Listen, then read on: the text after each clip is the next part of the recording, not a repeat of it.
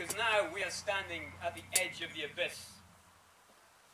And every one of you here will at some stage have heard your senior politicians or members of the media, senior members of the media, or the senior captains of the military-industrial complex telling us that we need weapon systems like Trident and weapon systems like the new drones, because they will tell you that we do not know what the future holds. And they are lying, and you know that they are lying, because we know exactly what the future holds. We have never known in the history of humanity with such certainty what the future does hold. We know that we have exceeded already the safe limit on climate change. We know the safe limit on climate change was 350 parts per million. We are sitting here today in record-breaking temperatures on the 1st of October when it's nearly 90 degrees Fahrenheit elsewhere in this country. Record-breaking temperatures. And this is only the start. We know that by 2030, as short a time period as that, if we continue business as usual, we will be at 450 parts per million. After 450 parts per million, that is the end.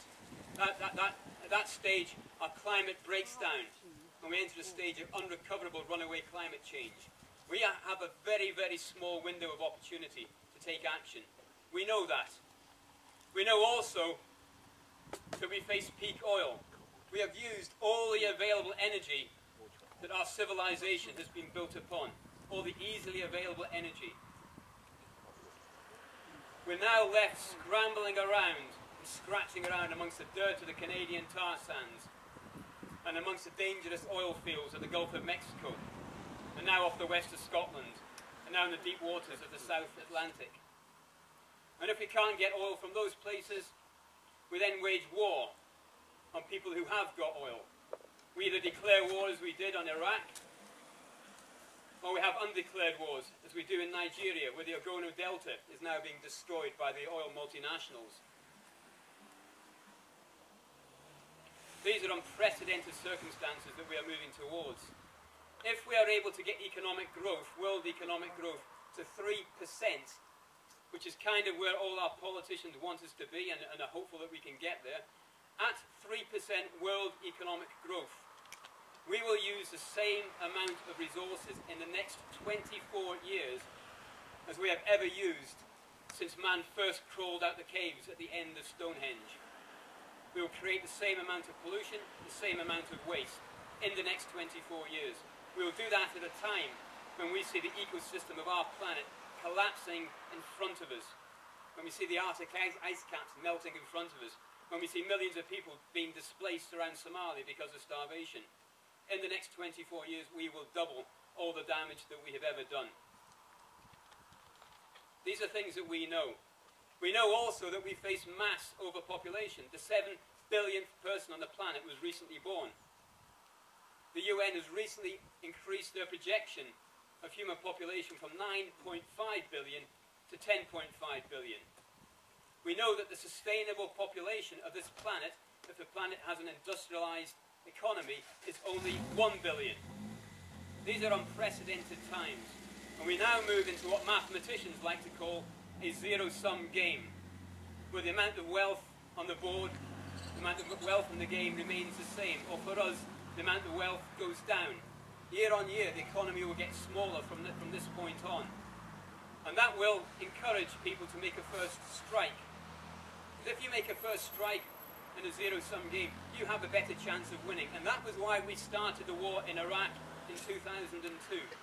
Because in the calculus of George Bush and Tony Blair, they knew that if they waited and prolonged the decision to go to war, they would not have the economic might to wage that war. And it was after 2002 that the price of oil started going up, and that the strength of the Western economy started breaking down. And it is now into this abyss that we throw things like Trident, and that we throw things like the drone warfare. And once we start the Trident program, once we sign that first purchase order for the next generation of Trident, we will set in place a sequence of events that we will not be able to control, and we do not know where they will take us. The first thing that we do when we start with Trident, when we start the replacement of Trident, is we say to the rest of the world that we will protect our borders and we will threaten you if you threaten us. That is the implicit message that we send to the rest of the world.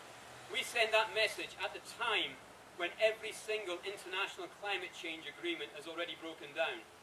We send that message knowing that Kyoto was a failure.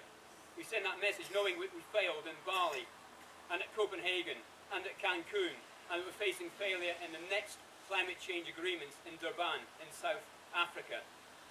We say to the rest of the world that we will continue to compete for resources and we will not cooperate with you, because cooperation requires sacrifice, and we are saying that we are not prepared to make that sacrifice. That is the message that we send to the rest of the world when we replace Trident. But it's worse than that. Instead of just saying that we will not cooperate, we are saying that we will maintain the status quo that is leading to our planetary destruction. We are saying that as soon as we have Trident, we will expect our enemies to respond. We will expect China, we will expect Russia, we will expect anybody else that becomes a future enemy of ours also to introduce attack submarines, ballistic submarines, anti-submarine warfare to try and chase down our Trident. They will only be able to do that as we can only build Trident with their own military-industrial complex.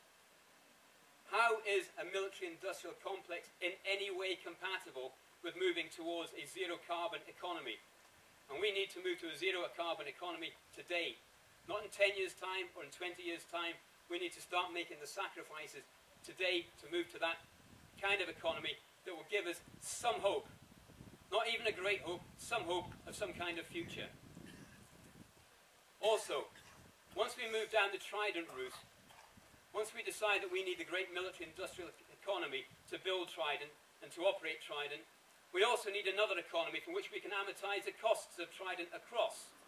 So as well as having the infrastructure to build Trident, we need another economy that can feed and fuel and provide finance and money and resources for the Trident economy.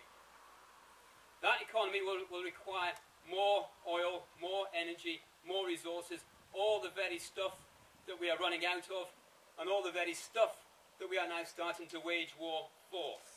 Trident will not, in any shape, form or fashion, preserve our security. Trident will do everything to undermine our security, to make our situation more and more fragile and more risky by the day. At the same time, when we have the next generation of Trident submarines floating around the ocean, at this time that we are moving in towards now, of increased international tension, the scope for error now starts becoming astronomical. What now happens when the latest Akula-class Russian submarines are now trailing one of our Trident submarines in the North Atlantic? And the latest Russian submarines are no longer the rust bucket machines of the Cold War. The latest Russian submarines are highly effective, highly capable attack machines. What happens at a time now of international conflict, when we have riots on the street, as we've already seen this summer, when the riots in a few years' time are bigger and stronger and people are fighting over food? What happens now when we end up with a Trident submarine sitting with an Akula-class submarine on its tail? Does the Trident captain decide to launch prematurely and risk nuclear war, or risk being sunk? No person should ever be faced in that kind of dilemma. Not only will our captains of our Trident submarines be faced with that dilemma, so will the captains of the American, the Russian and the Chinese submarines. At a time of increased tension, we should be doing everything that we possibly can to stop these kind of events, to stop these kinds of weapon systems. We're moving everything too close, too fast to the edge. We are now moving to a situation where warfare itself is now changing. We're conditioned to think that warfare should be something fought between nations. But a new kind of war is now already starting. That is the war between those people who are committed to the defense of this planet and those people who are committed to the destruction of this planet. And we have to decide, every one of us in this country, which side of that battle line that we want to sit upon. There is no scope at all for the arms industry, for the military-industrial complex in that debate. If you are supporting building Trident, if you are driving the arms industry, you are sitting firmly with a group of people who are committed to the destruction of this planet. We have to find ways now to cooperate. We have to have this courage to make that sacrifice that cooperation requires. Thank you. Very good. Very good. So I didn't say actually Kevin is a member of Plain Stupid. So it sounds like a plain good idea. It's spelled P-L-A-N-E, Plain Stupid. So, you know, if you'd like to join, committed environmental activist. And it helps me as a Green councillor actually. Hearing what you're saying, it reminds me of the urgency. And I just wanted to advertise, before Nigel comes around to say something, I just wanted to advertise a meeting that we are organising in Oxford, because of course people are so concerned with the gravity of the situation that some people are saying, well, we've got no choice but nuclear power. That's going to be another risk really. So we are organising a meeting in Oxford on November the 3rd in the town hall from 7:30, where we will have one of the top radiation experts and 3 other radiation experts who will come and comment on the reality of the impact of Fukushima, that we in England were not told such a lot. And so we can actually know what is involved by nuclear power and what the sort of risks are that are spreading across the world and the radiation legacy that would be there. So I think we have to always balance all these things. It's important we don't go down the nuclear power route, and therefore we have to make sure we don't have all these planes up in the air. We're not wasting and polluting